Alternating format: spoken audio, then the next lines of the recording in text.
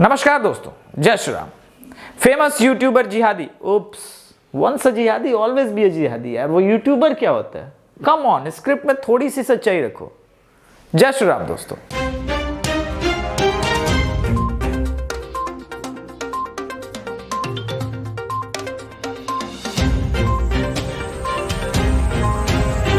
तो भाई साहब, जिहादियों ने हिंदुस्तान में अब क्लियर कट स्पष्ट मैसेज देना शुरू कर दिया। अगर आप निकिता तोमर हैं तो भाई आप मार दी जाएंगे क्योंकि आपने एक्सेप्ट नहीं किया। अगर आप कमल हैं तो भाई आपको इसलिए मार दिया है क्योंकि आपने अपनी बहन को जिहादी के साथ फंसने नहीं दिया। बाकी तनिष्क वालों का ऐड ठीक ही था कि भाई बेटी के साथ तो हलाला वाला ऐड था। कमाल है यार, तुम लोग कुछ भी बोल स्क्रिप्ट में लिख दो। नहीं भाई, तनिष्क का ऐड सही ऐड था। मैं, आप लोग जानते हैं मैं सटायर में बोल जाता हूँ, स्क्रिप्ट राइटर भी थोड़ा सा सटायर वटायर ज्यादा लिखने लगा आजकल। भाई साहब, वो तनिष्क का ऐड जो था बड़ा सेकुलर ऐड था। और सेकुलरिज्म यही है कि जैसे बेंगलोर में उस बच्चे लक्ष्मीपति को या फिर राहुल को दिल्ली में इसलिए मार दिया गया क्योंकि वो उन लोग मुस्लिम लड़कियों के साथ अफेयर है। ये तो नहीं चलेगा ना। तो ये सारी चीजें नहीं चलेगी। क्यों नहीं चलेगी? वो बेचारे माइनॉरिटी में हैं। अब बताइए, एक माइनॉरिटी जिहादी, अरे यार यूट्यूबर है, क्यों ऐसा लिखते हो यार? येलो डॉलर आ जाता है। आपको पता है पैसे भी नहीं मिलते मुझे यार, ऊपर से सब्सक्राइबर भी नहीं बढ़ रहे क्योंकि मैं सेकुलर है ना, उसकी तरफ बाइक स्टंट नहीं करता। तो हिंदू लड़कियां आउच मेरे वीडियो पे वैसे भी नहीं करती कि क्या अच्छी बात बोल दी यार अभिषेक भाई ने। तो यार ये कोई बात नहीं हुई। आप लोग, आपको पता है कि वो लड़का famous so called YouTuber bike stunt करके 70 लाख कमाता था, 7 लाख कमाता था, 70 लाख कमाता था। इतना पैसा कमा लेता था मात्र 22 वीडियो में। ऐसा लिखे हैं लोग, मतलब न्यूज आर्टिकल में। आप समझिए कि कमाल है। तो भाई वो बाइक दिखाता था, लड़की बोलती थी कूल डूड, वाव वाव, सैफ अली खान स्टाइल में वाव। और करीना की तरह निकल ली, उसके भाई को निकलवा दिया उन्होंने। कुल मिला के आप को अभी भी मैं समझा रहा हूं, इन लोगों से, सेकुलरों से सोशल डिस्टेंसिंग बनाइए। अब एक नया वर्ड मैं आपको देके जा रहा हूं। ये कोरोना वरोना जो है वो गया भाई, उससे तुम नहीं मरोगे, लेकिन इनकी वजह से तुम्हारा पूरा परिवार तबाह हो जाएगा। और एक दो नहीं, अब तो हजारों एग्जाम्पल आ गए हैं। कब खुलेंगी आंखें? खोलो ना, आंखें खोलोगे तो पता चलेगा कि ये सेकुलरिज्म वाला जो जहर इंजेक्ट हो गया है तुम लोगों के खानदान में, वो पूरा खानदान तबाह कर दिया। अच्छा, एक चीज और जानते हो तुम लोग, ये जो तुम लोग अपनी बेटी को नहीं समझा रहे हो, बहन को नहीं समझा रहे हो, उससे पहले ये सारी चीजें समझाने के बावजूद, जैसे कि कमल ने तो अपनी बहन को समझाया, बहन ने बात मानी नहीं, भाई गलत हो गया, तो कमल को इन लोगों ने, ये यूट्यूबर और इनके दोस्तों ने टपका दिया। अब एक बात आप समझ लीजिए, नोट कर लीजिए, आपकी गलती यह है कि आप सेकुलरों के चक्कर में आके आपने घरों में शस्त्र पूजा करना छोड़ दिया।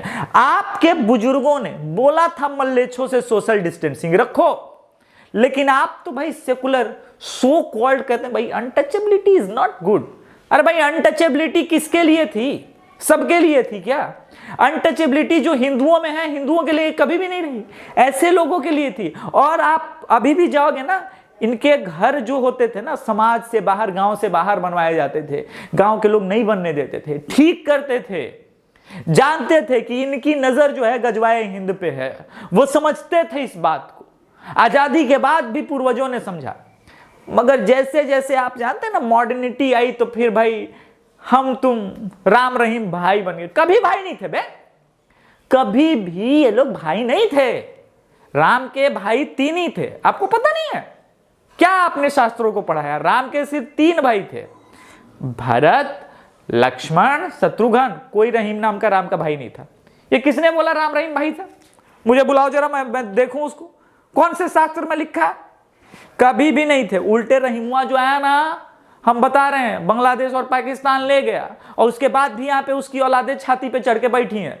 तो राम रहीम वाला एंगल अलग कीजिए, वास्तविकता के धरातल पे आइए। चाहे कितना भी अमीर यूट्यूबर हो उसको, या जो सेकुलर यूट्यूबर हैं उनको अनसब्सक्राइब कीजिए ना।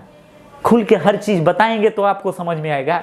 कितना चीज खुल के बताएं हैं? हर चीज खुल के तो बता रहे हैं। हमारा गुजराती भाई कल रात को 8 बजे फोन किया था, बहुत मेरा प्यारा सब्सक्राइबर है। फोन पे उसने अपनी सारी बातें बताई और मुझे तमाम चीजें बताई, बिहार के चुनाव के बारे में जानकारी ले रहा था, पर वो इतना क्रिस्टल क्लियर है, उसकी विचारधारा इतनी स्पष्ट है, आपकी क्यों नहीं हो रही है? मैं नाम नहीं लूंगा, बहुत बड़ा व्यापारी है, बहुत अमीर है, लेकिन फिर भी वो जानता है कि सनातन धर्म संस्कृति क्या है।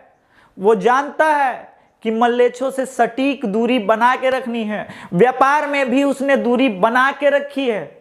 आप यार कमाल है यार, समझ ही नहीं पा रहे हैं।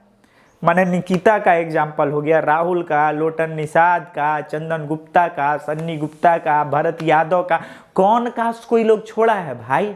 अभियो नहीं बुझाता है। बुझिए, आंख खोलिए, खोलेंगे ना, ये वाला सेकुलर वाला चश्मा स्टाइल में हटा के फेंकेंगे ना, तब पता चलेगा, तब पता चलेगा कि ये लोग जो है विश्वास के काबिल नहीं है। मत कीजिए विश्वास, मत कीजिए भरोसा, आपके बहन बेटियों पे इनकी निगाह है।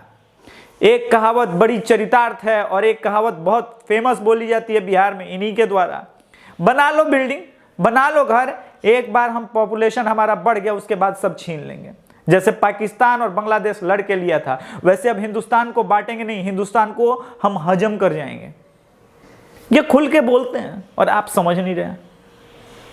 क्यों नहीं समझ रहे हैं? कैसे समझाया जाए? अपने पास सबसे पहले शस्त्र रखना शुरू कीजिए डिफेंस के लिए।